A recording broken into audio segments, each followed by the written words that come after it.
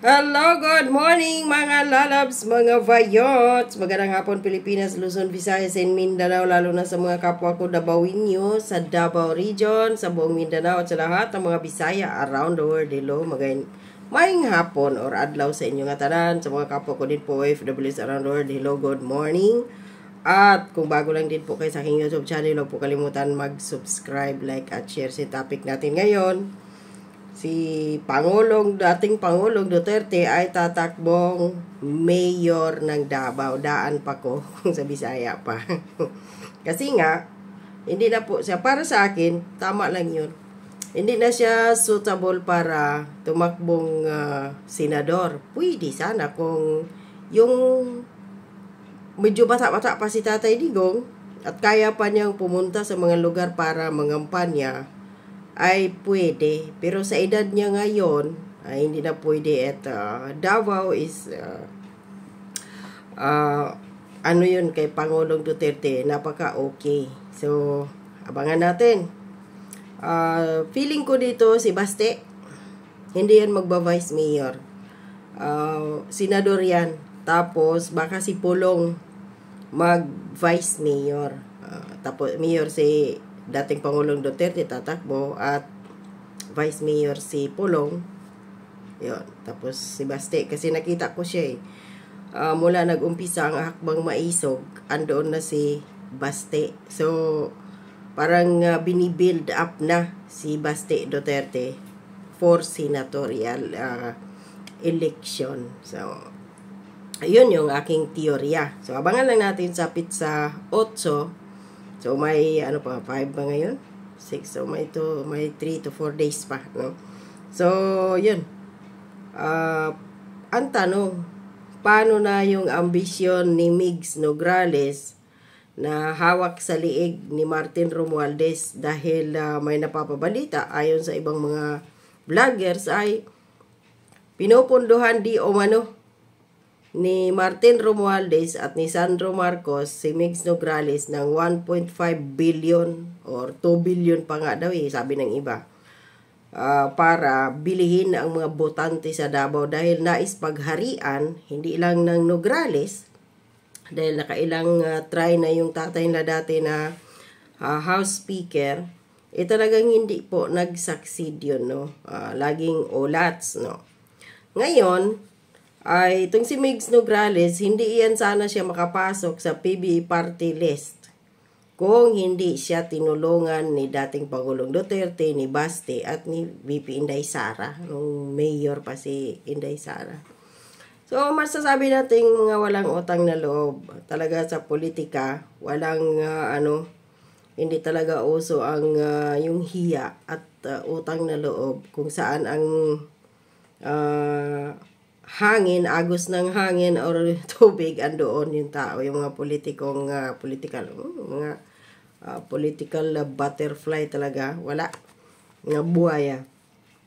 So ngayon Migs Nograles, paano yan? Kasi mga lalabs, mga bayots, mapupurnada dito ang plano ni Marcos Jr., ni Liza, ni Martin, dahil nais nilang panghawakan ang Davao at ang buong Mindanao, dahil alam naman natin na ang pinaka main city ng sentro ng Mindanao ay Davao. So kapag mahawakan ng Marcos ang Davao, so ibig sabihin buong Mindanao yun, hawak na nila sa liig through Migs Nograles. Kaya kamo diha sa Davao City, although ako taga Davao, pero Davao Occidental man ko, di man ko butante diha. Ilain man akong mayor dito sa mong lungsod. Ayaw magpatunto aning Migs Nograles nga paliton ra na imyong boto. Tapos sa ganda ng Davao ngayon, may mga lugar na dyan, although hindi pa lahat, hindi naman yan talaga lahat-lahat matatapos, no? May mga lugar na dyan na wala ng kable, lalo na dyan sa Claveria area. Wala ng kable ng kuryente na sa loob na ng lupa. So, unti-unti, nadidevelop ang Davao. So, wag po ninyo yung sayangin, no? So, Huwag sana po yun sayangin ng Davao, mga Davao-inyo, lalo na dyan sa Davao City, ng mga botante. Ang ganda ng Davao City. Pangalawa ang Davao City sa pinaka-safest na syudad sa buong Southeast Asia. Or basta something ganyan. So, huwag po ninyong sayangin ang opportunity dahil kapag pinasok yan at ibinoto ninyo si Migs Nograles, bababuyin niya ang Davao City. Papasok na dyan yung iba't ibang uri ng krimen, droga, maglalaganap dyan. O tingnan mo yung lugar ni Martin Romualdez. Ganito ang gagawin nila dyan. Kung sa Davao, ang public market doon sa Agdao ay may escalator pa, may elevator pa nga siguro ang ganda. Tapos, yun, malinis ang Davao. So, dito kay Martin Romualdez, na ilang dekada na to sila umupo dyan sa siyudad sa Leyte. O ito, pakita ko sa inyo yung video ni Waray Laban. Taga doon yun Kaya galit na galit sila, inis na inis sila sa mga Romualdez dahil hindi talaga umunlad ang daang Leyte. Talagang binaboy ng mga Romualdez. So kapag iboboto ninyo si Migs Nograles na hawak ni Sandro Marcos at ni Martin Romualdez, ni Liza at saka ni sino pa ito, Bongbong, bababoyin ang Davao City. Payag kayo mga Davaoinyo. Of course, kung ako hindi. So Duterte pa rin tayo. Ang dugyot at mabahong lugar ni Martin public Romualdez. market ng Tacloban. Yan mga idol Yan ang ganda ng public market. Tignan mo naman. Ang public market ng Tacloban na mabaho. Diba? Tignan mo ng ganda, no? Ito, yung city ng Tacloban. Ito yung public market. Napakaganda, di ba mga idol? Tignan mo, Sko, nangangamoy hanggang dito sa loob ng bus. Ay, malinis pa yung public market Santa Maria dun sa amin dito Ayan, di ba mga idol? Apakaganda, apakadugyot ng public market. Dito. Ada kaya to parking. Okay. Diretso. Ayan di ba? Ang ganda, idol. City ng Tacloban Public Market na madumi. Saan po tayo? Mabaho. Balik. Ayan Baluin kasi yung sa Ayun. Yo, what's up mga papa? Ayun, nakikita niyo yung kumukulo rito? Sandali. So, ayun, mga lalabs, mga bayots. Payag kayo na ganito. Samantalang si Martin Romualdez namimigay ng bilyon-bilyon na ayuda sa iba't ibang lugar. Tapos yung lugar na hindi niya mapapaganda. Binababoy niya ang kanyang lugar.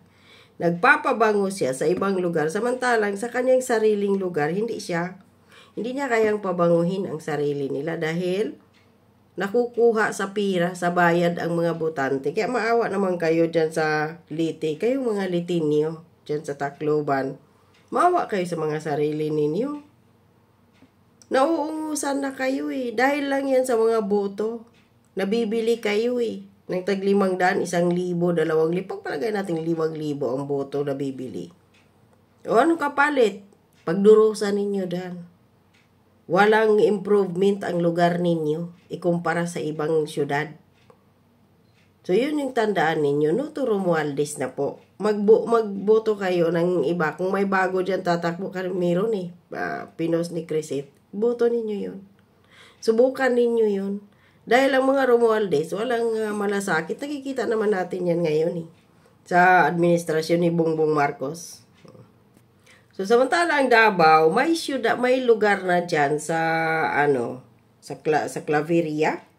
Merong mga lugar dyan na, sa CM Recto, Claro M Recto. Maganda na po, wala nang spaghetti wire. So, unti-unti po itong magiging cable wire free. Pakita natin ito kay Engineer Berto to. Ayan ang Davao. Mula yan sa Claveria. Ayan na.